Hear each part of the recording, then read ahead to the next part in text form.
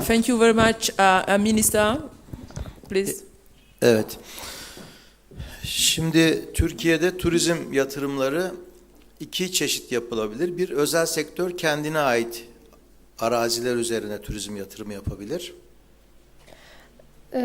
In Turkey, tourism investments can be done in two ways. First one is private sector can make tourism investments on the lands that it owns. İkincisi de devlete ait arazilerin turizm yatırımcılarına tahsisidir. The second one is the allocation of the lands, states' lands to the tourism investors. Bizdeki süreç şöyle başlıyor. Önce hazineye ait ya da Orman Bakanlığı'na ait olan, turizme elverişli olan bölgeler bakanlığımıza tahsis ediliyor. This process in Turkey starts as follows. Firstly, the lands that belong to the treasury or to the Ministry of Forestry are allocated to the Ministry of Tourism. Bu alanlar tahsis edilirken çevreye zarar vermeyecek şekilde ve arkeolojik olan bölgelerdeki arkeolojik eserlere zarar vermeyecek olan alanlar özellikle çok dikkatli seçiliyor. During which the areas, if there are areas on which there is important archaeological findings, pieces, they are not picked. They are picked very attentively, that so as to not to damage the environment around them. Bakanlığımıza tahsis edilmiş olan bu arazilerin hangi amaçla turizme kullandırılacağını biz ilan ediyoruz. As the ministry, we are going public with the purpose of usage of these lands. Ve buna birçok başvuru geliyor. And we start to receive applications. Burada en doğru teklifi, en uygun teklifi veren, en yüksek yatırımı yapacağını kanıtlayan, bütün gücünü, kuvvetini, altyapısını, mali yeterliğini ispatlayan firmalar öne çıkıyor. Then among them, the companies which are most powerful, who have the most powerful infrastructure and fiscal capabilities, who are able to make the best tourism investment on that land, and who will be giving the highest price, are coming on the forefront. Bundan sonra da kendisiyle 49 yıllığına ya da daha uzun süreyle sözleşme imzalıyoruz.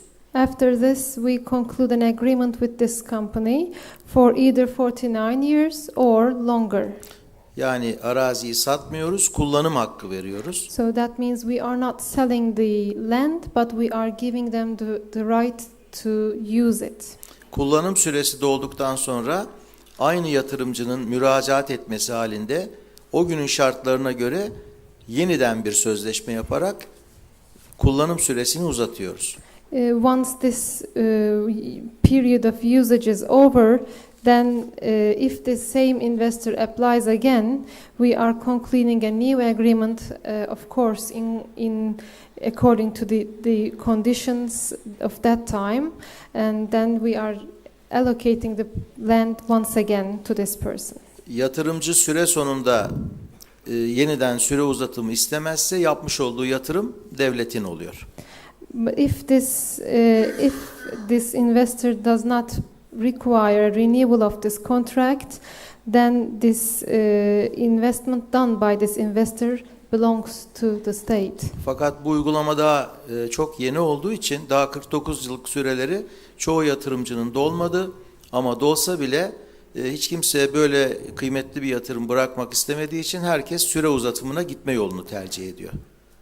So since this is quite a new implementation, none of those who applied so far have filled this 49 year of period, But even if it is over, I don't think none of them will be giving up with what they have invested. So they will ask for an extension. Evet, ikinci bölümüyle ilgili de Hasan Bey yanıtlarsa daha güzel olacak. Teşekkür So ederim. for the second part, I think Hasan Bey, if Hasan Bey answers, it will be more helpful. Yeah, especially for the Maldives example you have given, I want to make one remark which is very important.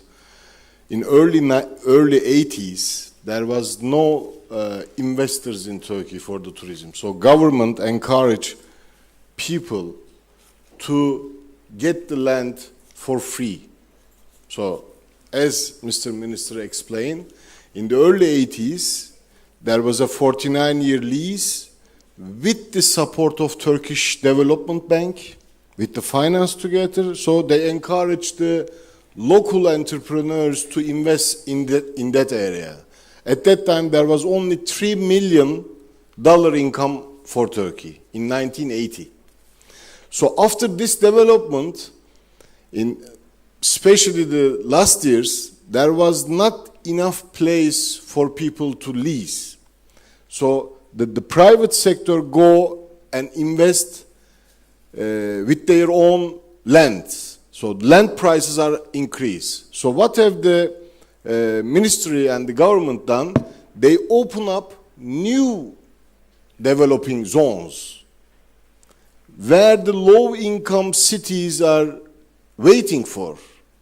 So now, for example, they open up new zone for a new investment, so people go there, so increase the capacity. As a result, now there is not any single investment from the government. Government only invests for the infrastructure. They already privatized the airports. They privatized everything. So government are not involving with anything anymore. They just only helping us with the very fantastic coordination. So now, in Maldives, you give the example of the tourism authority invested and give the shares to the public. In Turkey, last week, one of our friends opened his company to public. He is now having operation in Azerbaijan, Russia, Turkey, and he say his campaign was 7-star hotel. And then he go to the public, he get 3 times more than he expected from the public. So now it is time for the Turkish companies to go public. There are so many companies already in the stock exchange in Turkey. I think before I close my remarks, Her Excellency, I want to emphasize very important thing. Without government, the investors cannot do anything. We are still shoulder to shoulder to our ministry. Every 6 months, Mr. Babacan organize a meeting with the Tourism Ministry, Finance Ministry, Forestry Ministry, Transportation Ministry. We sit down, we talk all the problems one by one, and he is finding a solution in 2 weeks' time. This government is a very business-minded government, Turkish government. They are like a businessman. They are not any more socialist.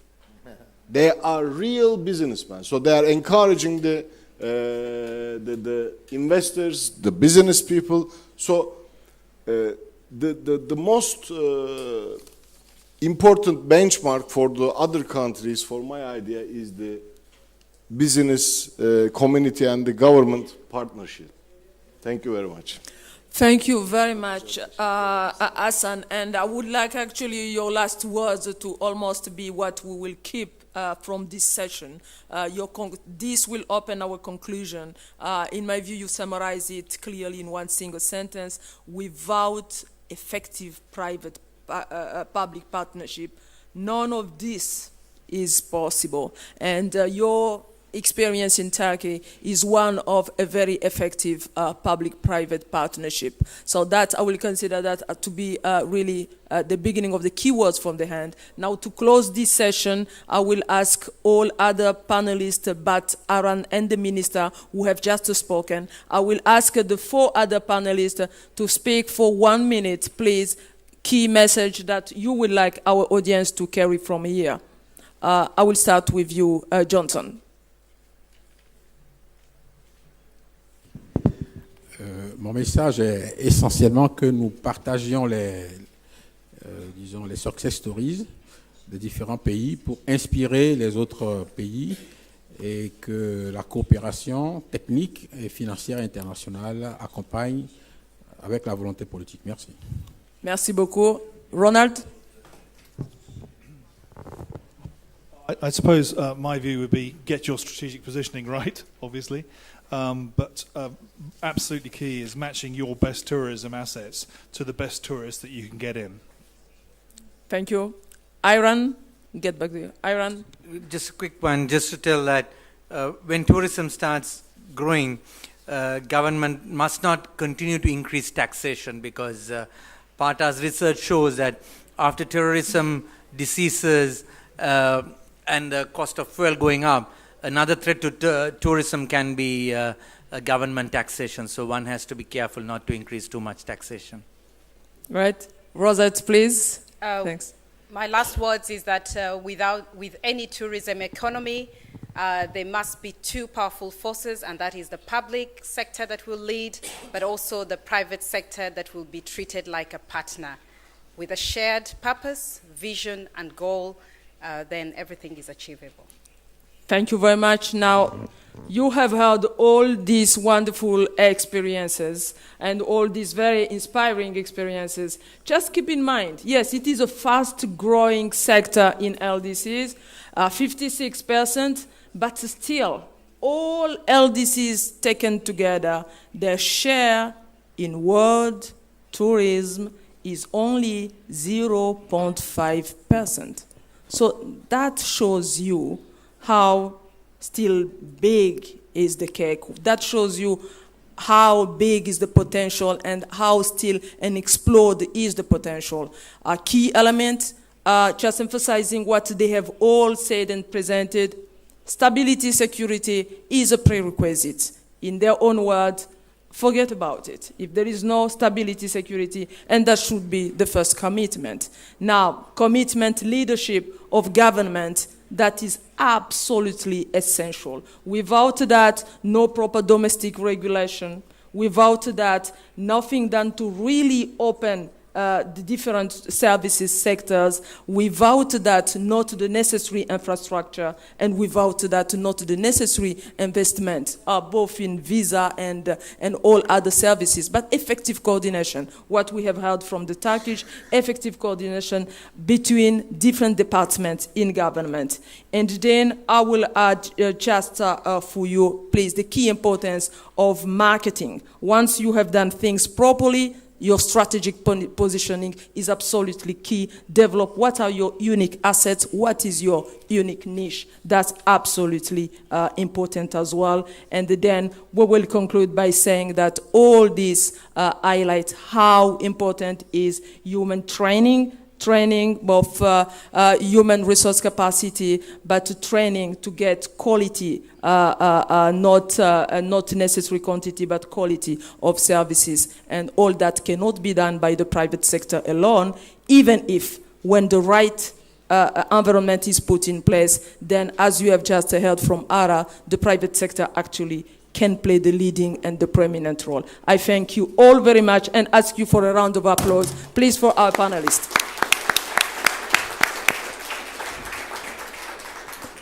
Thank you, panelists. I have a series of announcements for you. Your Excellency, you ran a superb panel. Should you ever seek a career in broadcast journalism, I think there's many networks that would love to have you on stage. Ladies and gentlemen, I have a series, like I said, of announcements. After lunch will be 2 breakout sessions, 2 workshops. The workshop on inclusive tourism as a market opportunity focusing on Uganda and Ethiopia in this room. The workshop on integrating horticulture in the tourism supply chain is in the Fevzi Checkback room, which is across the foyer here, so both on this level. At 4:30 to 5, coffee break. 5 o'clock, 2 more workshops engaging women vendors in the tourism value chain in this room. Recovering tourism after a crisis in Fevzi Checkback across the way. 6:45 this evening in the courtyard downstairs, group photo. 7 o'clock, cocktail reception on the first floor, 8 o'clock dinner in the registration area. Everything is in this building, sort of up and down and around, so you won't get lost, but that's the schedule for the rest of the day. Enjoy lunch. It's in the foyer out here. Remember to be back in the workshops at 3 p.m. Thank you.